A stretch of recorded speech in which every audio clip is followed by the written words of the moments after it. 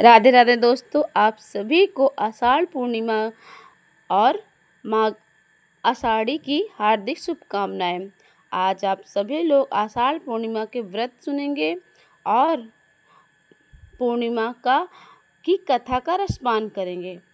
द्वापर युग में एक यशोदा मैया ने भगवान श्री कृष्ण से कहा, कृष्ण, तुम तो सारे संसार के रचयिता और पालनहार हो।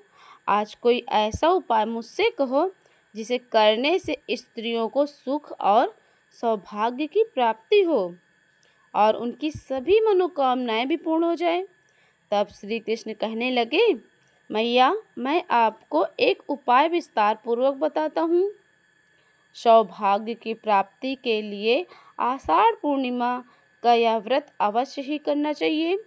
श्री कृष्ण ने कहा, इस धरती पर एक राजा चंद्रहास की अनेक प्रकार की रत्नों से परिपूर्ण कातिका नाम की एक नगरी थी।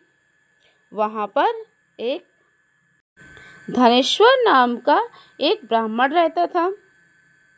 उसकी पत्नी अति सुशील और रूपवती तथा गुणवती थी। दोनों ही उस नगरी में बड़े प्रेम पूर्वक के साथ रहते थे। घर में धन धान की कोई कमी नहीं थी। उन्हें केवल एक ही दुख था कि उनकी कोई भी संतान नहीं थी। इसी कारण वो दोनों पति पत्नी हमेशा दुखी रहा करते थे। एक समय एक तपस्वी उनके नगर में आया। वह तपस्वी उस ब्राह्मण के घर को छोड़कर अन्य घरों से भिक्षा लेकर भोजन किया करता था। एक दिन वह हमेशा की तरह तपस्वी भिक्षा में मिले हुए अन्न को प्रेम पूर्वक खा रहा था कि घनेश्वर ने तपस्वी को यह सब काम करते देख लिया। घनेश्वर योगी के पास गया और हाथ जोड़कर कहने लगा, हे नाथ, आप सभी घरों से भिक्षा लेते हैं, परंतु मेरे घर की आप भिक्षा कभी नहीं लेते। इसका क्या कारण है? तब तपस्वी योगी महाराज ने कहा कि निसंतानों के घर की भिक्षा पातितों के समान होती है। जो पतितों अर्थात पापियों के घर का अन्न खाता है वह भी पापी हो जाता है। क्योंकि तुम निसंतान हो, इसलिए तुम पतित हो जाने के भय से मैं तुम्हारे घर की भिक्षा नहीं लेता। घनेश्वर यह बात सुनकर बहुत दुखी हुआ और हाथ जोड़कर योगी महाराज के चरणों में गिर पड़ा और कहने लगा, महाराज, अगर ऐसा है तो आप ही मुझे पुत्र प्राप्ति का कोई उपाय बताइए। आप तो सर्वज्ञ हैं, आप तो ज्ञाता है, और आप अवश्य ही कृपा कीजिए कि मैं संतान न होने के कारण अत्यंत दुखी हूँ। कृपया आप मेरे दुख को दूर कीजिए। तब योगी तपस्वी महाराज कहने लगे, हे ब्राह्मण, तुम देवी चंडी की आराधना करो।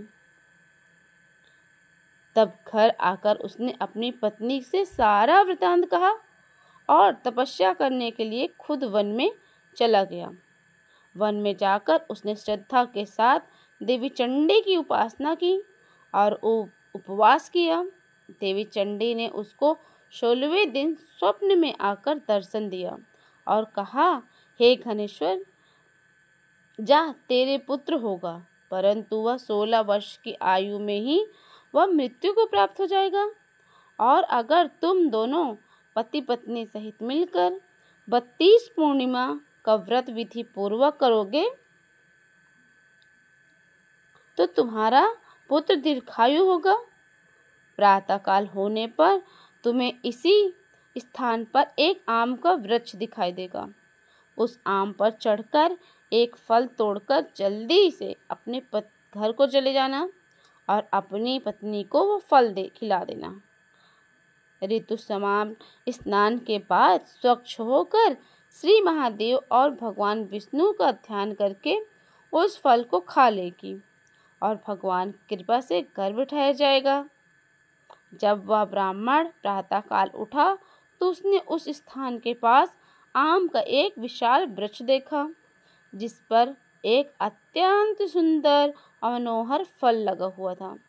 घनेश्वर उस वृक्ष पर चढ़ गया और उसने उस वृक्ष पर लगे फल को तोड़कर अपनी पत्नी को लाकर दे दिया।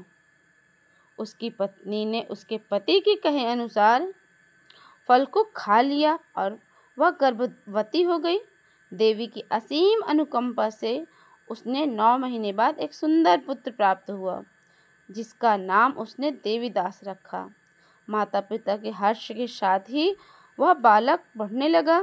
देवी की कृपा से वह बालक बहुत ही सुंदर, सुशील और पढ़ने में बहुत ही निपुण हो गया।